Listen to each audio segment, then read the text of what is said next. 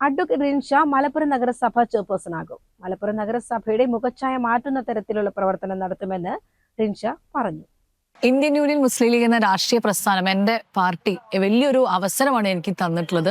മലപ്പുറം ഹെഡ്ക്വാർട്ടേഴ്സിലെ നഗരസഭയുടെ അധ്യക്ഷ സ്ഥാനത്തേക്ക് എന്നെ നിയോഗിച്ചിരിക്കുകയാണ്.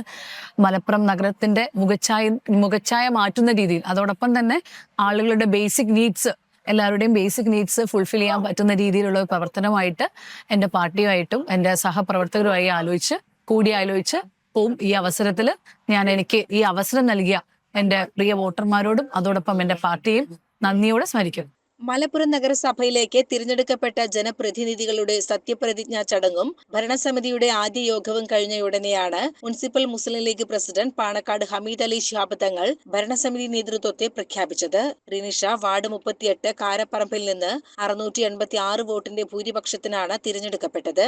അഭിഭാഷകയായ ഇവർ 2015-20 കാലത്ത് മുനിസിപ്പൽ കൗൺസിലിൽ അംഗമായിരുന്നു.